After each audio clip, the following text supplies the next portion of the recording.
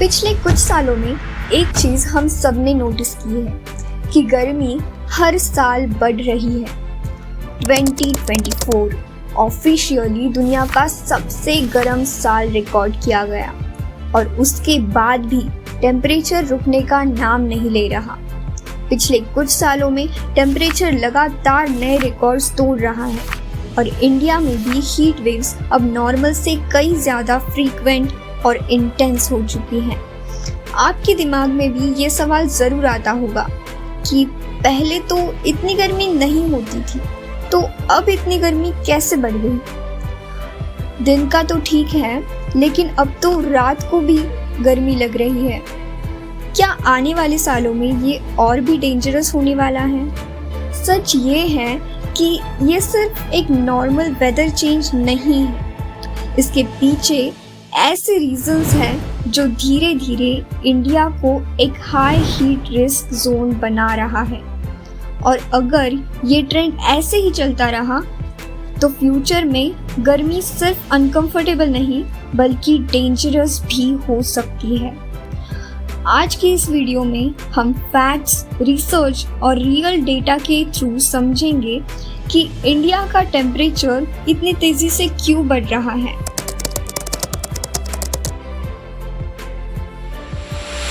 आज इंडिया में heat waves एक सीरियस प्रॉब्लम बन चुकी है। टाइम्स ऑफ इंडिया की एक रिपोर्ट के अकॉर्डिंग नागपुर जैसे सिटीज में हीट वेव डेज 60 से बढ़कर 30 हो गए हैं और वो भी सिर्फ 50 सालों में।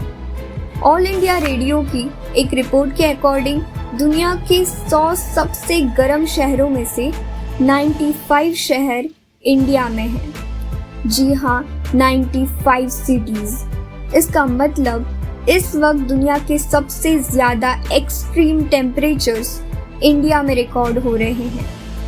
दिन की गर्मी एक बार इंसान सह भी ले, लेकिन अब हालात ऐसे हो गए हैं कि रात की गर्मी भी बढ़ चुकी है और इसका हमारी बॉडी पर डायरेक्ट इम्पैक्ट होता है। इंसान के शरीर को रिकवर होने के लिए रात को रेस्ट की ज़रूरत होती है, लेकिन गर्मी की वजह से बॉडी को रेस्ट नहीं मिल पाता और इसी वजह से हेल्थ प्रॉब्लम्स भी अब बढ़ने लगती हैं।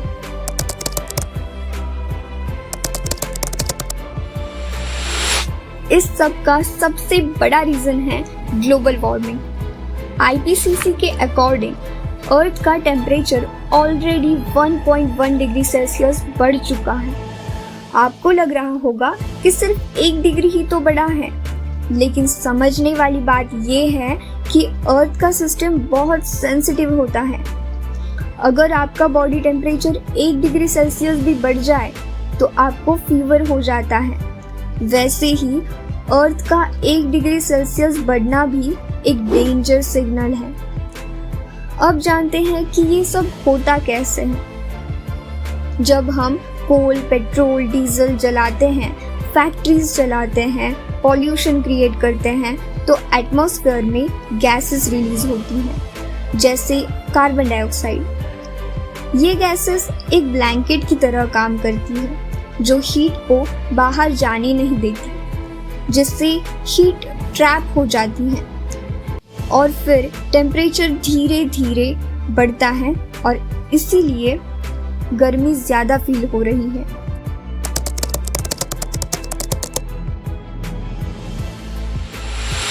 दूसरा मेजर रीजन है सुपर एल नीनो।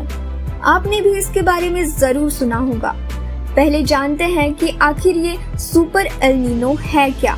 समुद्र का टेम्परेचर जब नॉर्मल से बहुत ज़्यादा इंक्रीज होता है तो उसे एल नीनो कहते हैं। ये पैसिफिक ओशन में होता है और इसी का एक्सट्रीम वर्जन है सुपर एल नीनो। अब जानते हैं कि इंडिया पर इसका क्या इम्पैक्ट पड़ता है। सुपर एल नीनो की वजह से बारिश कम हो जाती है और ज़मीन सूखी हो जाती है और सूखी ज़मीन हीट को ज़्यादा एब्जॉर्ब करती है। इससे हीट वेव स्ट्रॉन्ग हो जाती है और ज़्यादा दिन तक चलती है।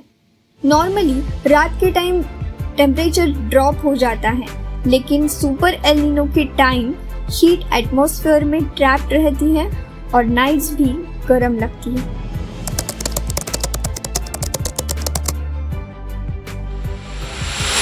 तीसरा सबसे बड़ा कारण है अर्बनाइजेशन एंड डिफॉरेस्टेशन। आज के समय सिटीज फास्ट ग्रो हो रही हैं। गांव के कंपैरिजन में शहर में गर्मी ज्यादा है। इसका कारण है शहरों की बड़ी बड़ी कंक्रीट से बनी हुई बिल्डिंग्स और व्हीकल्स। इसे डिटेल में समझते हैं। कंक्रीट, सीमेंट और ग्लास, ये सब मटेरियल्स हीट को एब्जॉर्ब करते हैं। दिन के टाइम सनलाइट डायरेक्टली बिल्डिंग्स पर पड़ती है। ये मटेरियल्स हीट को एब्जॉर्ब कर लेते हैं और फिर रात के टाइम ये हीट धीरे धीरे रिलीज होती है, जिससे अब रात को भी ठंडक फील नहीं होती। इतना ही नहीं, सिटीज में ट्रैफिक और पोल्यूशन से भी हीट बढ़ती है। अब बात करते हैं पेड़ों की। पेड़ हमें सिर्फ ऑक्सीजन नहीं देते, वो नेचर का एक कूलिंग सिस्टम भी होता है। Trees carbon dioxide gas absorb करते हैं, जो एक ग्रीन हाउस गैस है। जब ट्रीज कट होती हैं तो कार्बन डाइऑक्साइड एटमॉस्फेयर में ज़्यादा रहता है और हीट ट्रैप होती है। मतलब डिफॉरेस्टेशन डायरेक्टली ग्लोबल वार्मिंग को बढ़ाता है। तो अब बात सिर्फ इतनी ही नहीं है कि गर्मी बढ़ रही है, बात ये है कि अब हम उसे फील भी कर रहे हैं। रोज़ की लाइफ में थोड़ी ज़्यादा थकान, थोड़ी कम नींद और थोड़ी ज़्यादा परेशानी। और सच ये है कि ये प्रॉब्लम सिर्फ फ्यूचर की नहीं है, ये ऑलरेडी शुरू हो चुकी हैं। लेकिन सवाल ये नहीं है कि सिचुएशन कितनी सीरियस है, सवाल ये है कि अब हम क्या कर रहे हैं। छोटे छोटे स्टेप्स जैसे ज़्यादा से ज़्यादा पेड़ लगाना, पानी बचाना और एनर्जी वेस्ट ना करना शायद छोटे लगे, लेकिन जब ये सब मिलकर होते हैं तो एक बड़ा चेंज क्रिएट करते हैं। क्योंकि एंड में ये सिर्फ एनवायरनमेंट का इशू नहीं है, ये हमारी लाइफ का इशू है।